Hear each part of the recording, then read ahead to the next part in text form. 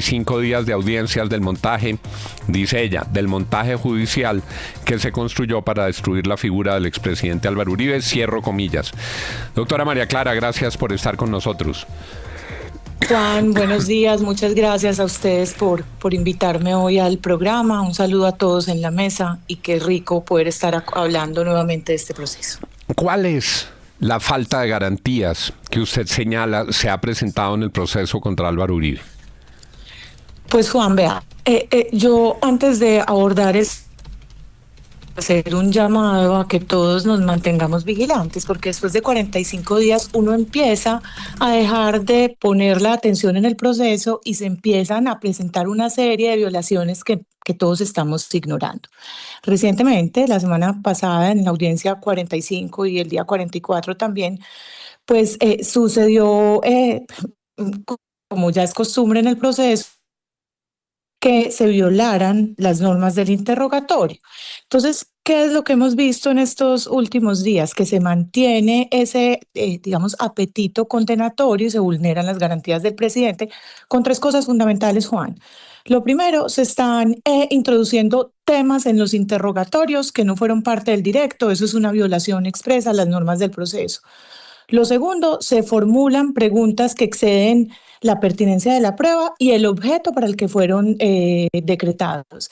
Y lo tercero, se mantiene como la presión en el manejo de los tiempos por parte de la juez, evitando que se ejerza un derecho a la defensa tranquilo y reposado como ordena la ley y la Constitución. Doctora María Clara, voy a leer textualmente. Usted se está refiriendo al interrogatorio de Álvaro Hernán Prada y dice que hay un fuerte contrapunteo entre juez y defensa. La fiscal tomó la palabra. En su contrainterrogatorio introdujo temas que no habían sido parte, violando las reglas del proceso. Comillas, Jaime Granados objetó la pregunta, pero la juez desestimó la objeción y, faltando a la verdad, sostuvo sin vergüenza de cara al país que del tema en cuestión sí se había hablado. La defensa entonces, también como ya es costumbre, no tuvo otra alternativa que decir no y dejo constancia su señoría. Explíqueme. A ver, le voy a explicar antes rápido como el caso. Cuando están interrogando a Álvaro Hernán Prada, le preguntan por una columna, la fiscal por una columna que él supuestamente había escrito, y Jaime Granados dice, de esa columna no se habló, y todos los que seguimos la audiencia sabemos que de la columna no se habló. En fin, la juez pasa por alto esa pequeña inconsistencia y deja que se le pregunte.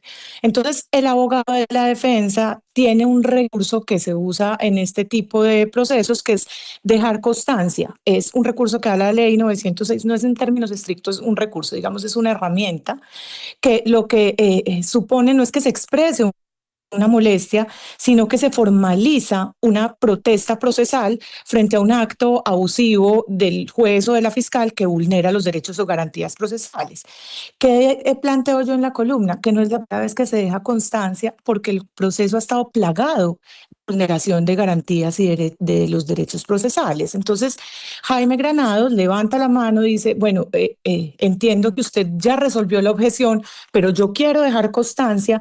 ¿Para qué? Para que se preserve el derecho de impugnación futura, ya sea con apelación o nulidad, y para que se evite la convalidación de la irregularidad, teniendo herramientas más adelante para soportar recursos. Doctora María Clara, uno normalmente deja constancia cuando ya no hay nada que hacer. ¿Usted sospecha que es probable que el expresidente Uribe sea condenado? Vea, William, buenos días. Lo primero es dejar constancia, es como usted bien lo dice, es como dejar una nota en el registro de esta acción no fue justa o no fue legal, ¿cierto? Yo creo que hay evidencia de que el proceso se ha manejado con un ánimo condenatorio, pero hay una luz de esperanza, como bien también qué pereza uno autocitarse, ¿cierto? Pero como bien lo planteaba en la columna, y es que la ley 906 de 2004 tiene una novedad que obliga a que la sentencia se base exclusivamente en las pruebas que fueron objeto de las audiencias. ¿Qué quiere decir eso? Que ya el juez no puede libremente como hacerse a una idea personal previo a lo que se discutió en la audiencia o a sus convicciones propias, sino que tiene únicamente que fallar de acuerdo a lo que se expuso en esas audiencias. Entonces, sí, pues le va a quedar muy de para arriba a la juez emitir un fallo que no sea la absolución, porque en el proceso solo han quedado claras dos cosas en las que coinciden todos los testigos, y esto es muy importante, testigos de la Fiscalía y de la defensa.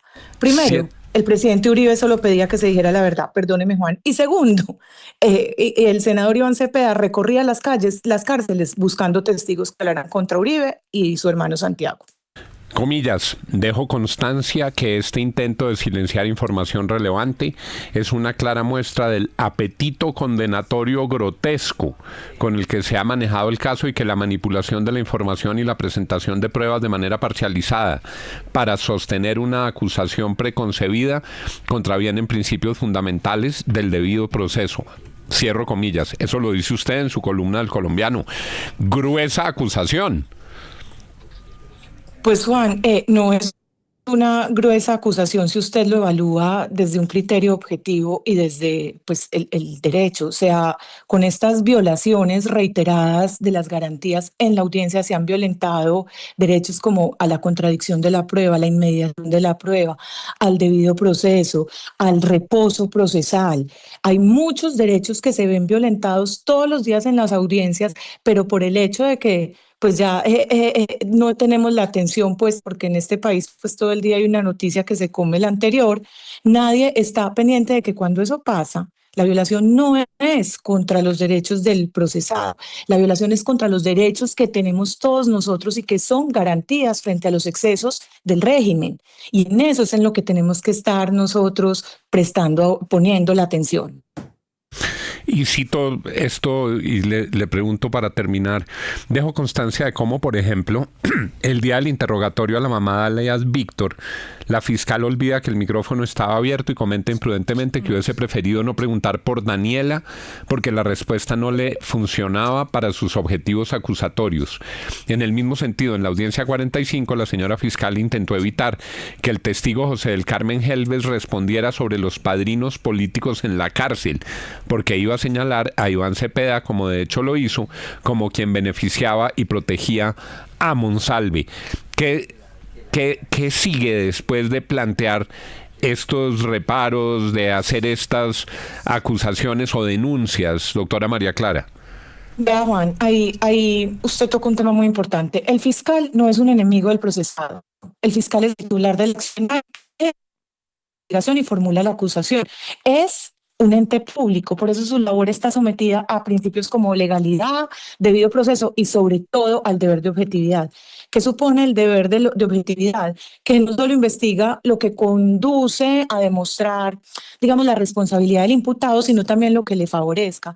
Esos dos ejemplos que usted citó, que son dos de los muchos ejemplos que han revelado a lo largo de estas audiencias, dan cuenta de que la fiscal quiere y ha compartimentado la información para que solo salga a la luz dentro de las audiencias aquellos hechos que favorecen la teoría del caso de la fiscalía, que busca pues la teoría del caso de la acusación, y no aquellos hechos que favorecen la verdad, cuál es su mandato legal.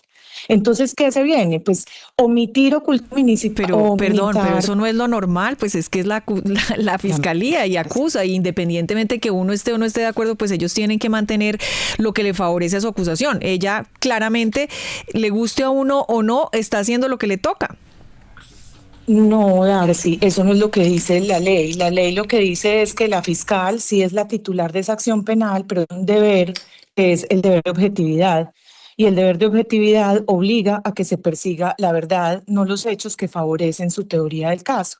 De hecho, lo que le iba a decir, omitir, ocultar o minimizar pruebas que sean exculpatorias constituyen cuando menos una falta disciplinaria y uno, pues, va un poquito más profundo, puede constituir una conducta yo entiendo típica que, penal, digamos, de ese es el prevaricato, fraude procesal. Claro, ese es el deber ser, María Clara, pero lo que pasa es que ellos ya presentaron una acusación, ellos decidieron acusar al presidente Uribe, al expresidente Uribe, cosa distinta, y cambiar la teoría que venía de la pasada fiscalía y del fiscal Jaimes.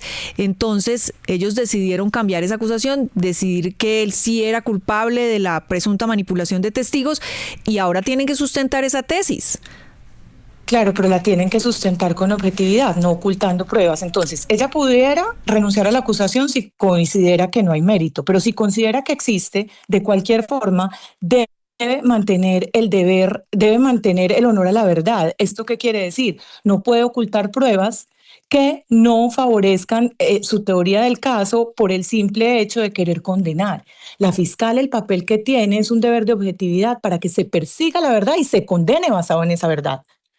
¿Cierto? Entonces, acá lo que vemos es una conducta reiterada de querer esconder hechos que no favorecen su teoría del caso, pero que de alguna manera sí esclarecen la verdad de todo lo sucedido. 8.1. Recojo algo que ha dicho María Clara Posada. Este es un proceso que lleva 45 días y se ha perdido el foco en el proceso y siguen ocurriendo cosas que son graves. Y es uno de los procesos judiciales más importantes de la historia reciente de este país por el tipo de acusación, por la característica del acusado y por lo que ha implicado todo este debate, que es jurídico, pero que también tiene severos impactos políticos. Gracias, doctora María Clara. Seguiremos. Sí. Usted me deja ahí complementar una cosa. Lo grave no es ni siquiera de quién se trata el proceso. Lo grave son las implicaciones que eso podría traer para usted y para mí cuando usted o yo le incomodemos al régimen de turno. Porque cuando se politiza la justicia, no hay garantías. Y este ha sido un proceso 100% politizado. Y cualquiera que haya seguido las audiencias puede dar fe de eso. María Clara Posada. Dejo constancia, su señoría, su columna en El Colombiano. 8.2. Todos cuando somos jóvenes